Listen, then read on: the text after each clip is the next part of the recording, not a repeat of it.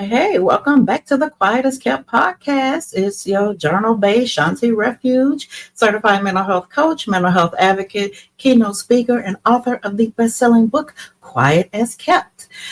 Today, we are diving into a topic that so many of us struggle with, grief. And I'm not just talking about losing a loved one. Grief comes in many forms. It's the end of a relationship, the loss of a dream, the version of yourself you had to let go of.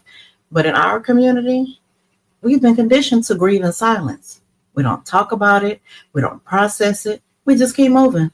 But unprocessed grief doesn't disappear, boo. It just settles in our bodies and minds, showing up in ways that we won't always recognize. I remember when I went through my breakup. Oh my God, my first breakup where I was actually in love with the person. It was painful, but I also didn't allow myself to grieve. I told myself I was fine. I just had to keep pushing. But deep down, child, I was lost. And society tells us that being strong means moving on quickly. But true strength is allowing yourself to feel and process your emotions. According to the American Psychological Association, unprocessed grief can lead to anxiety, depression, and even physical health issues like high blood pressure. So let me stop right there. And if you don't know my story, I'm going to tell it to you now. I had a nervous breakdown in 2018. Later on, I found out that I was diagnosed with severe anxiety and depression. And I had high blood pressure. So I'm going to stop right there and move forward. So how do we give ourselves permission to grieve? It starts with acknowledging the loss, allowing ourselves to feel, and using tools like journaling to process our emotions.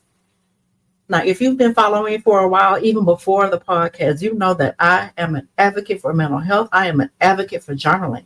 And it is because I have been there and done that. And I never want anyone else to go through what I went through. So if I could prevent it from happening by telling you all my business and educating you, then I will do so.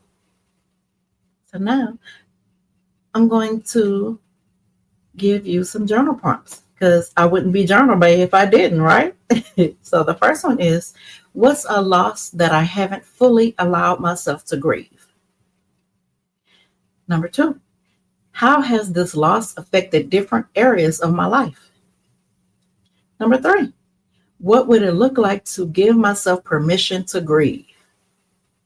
These are some great prompts. Y'all better use them, especially if you're grieving. Now, let me tell you that grief isn't something to get over. It is something to move through. And there's a difference. And if this episode resonated with you, share it with someone who may be grieving in silence. Let's heal together, babe. This is Shawnti Refuge, certified mental health coach, mental health advocate, keynote speaker, and author of the best-selling book, Quiet as Kept. And if you haven't gotten my book, I'm going to need you to do so. Go to ShawntiRefuge.com and get that. I also have a host of other free resources. I have self-paced courses. I have live courses. Just you and me, coaching. So you don't have an excuse.